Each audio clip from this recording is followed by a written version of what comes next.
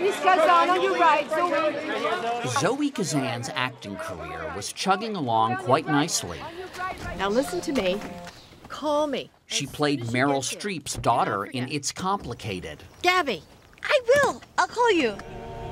Hi, Frank. And Leonardo DiCaprio's lover in Revolutionary Road. I heard you were getting promoted. Big shot. But Kazan wasn't content simply saying other people's words. Writing is hard. Yeah, really hard. Writing's really hard. She should know.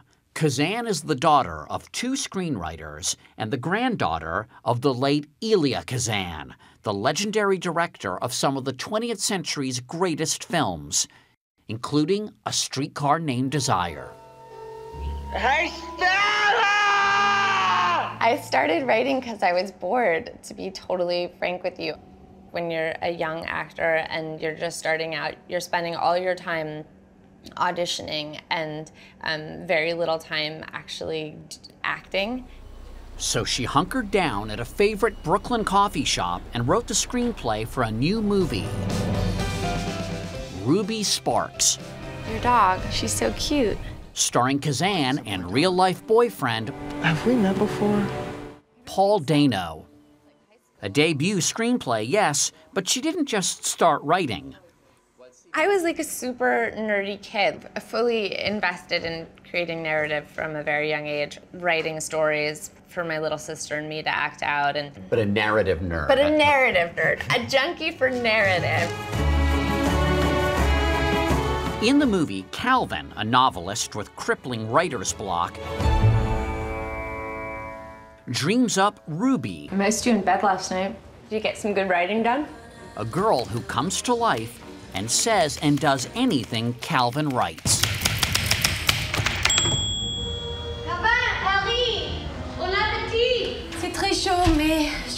But the relationship with his dream girl isn't so satisfying. Stop. So you can make her, like, do anything.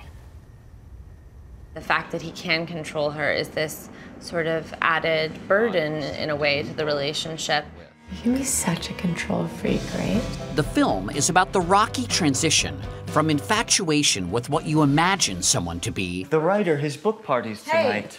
I was watching that. Yeah, for days. to loving someone, warts and all. But isn't a little bit of fiction always part of a relationship? Imagining something about the other person that might not exactly be true. Yeah, absolutely. You know, Paul always says to me, you know, that he thinks I'm the prettiest girl in the world. And I know objectively that that's not true, but you know, he seems to believe it. So yeah, that's a fiction that I'm totally willing for him to believe in. Filmmaking may be a Kazan family business. Her father, Nicholas, and mother, Robin Swycord, have had thriving screenwriting careers.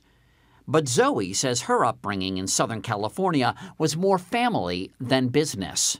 I would say like a totally normal childhood in almost every way, except that if I wanted to come home and just daydream on the couch for 4 hours, they would make sure that I was undisturbed because they knew that there was value in just sitting there and thinking up stories. Do you ever show your writing to your parents? Yes, You do? I do. But I've learned not to show it to them too early, and I also tell them beforehand what I want to hear.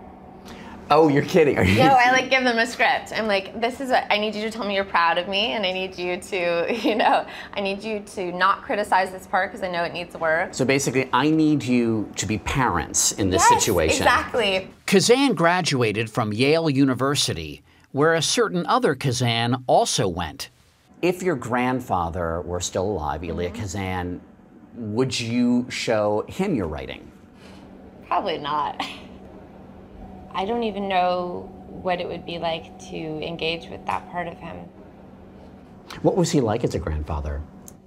He was a very present tense person. So if you were there in front of him, incredibly loving and warm and generous and a good listener.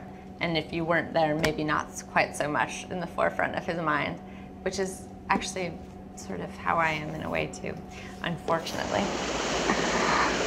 Splendor in the Grass, starring Warren Beatty and Natalie Wood, she says is her favorite of her grandfather's movies. What about A Tree Grows in Brooklyn, which I love? Did you see it, Papa? What? Out the window. Our tree, they've killed it. I've never seen that movie. No, it sounds really dumb, but I think I was like, I didn't want the movie to be bad. Like, I love the book so much that it scared me to watch the movie. I've been here for 5 years. Right now, 29-year-old Zoe Kazan is busy making her own movies and her own name. I'm making the choice in my life right now, at least, that I would rather take a risk and look foolish or have it not succeed than not take a risk.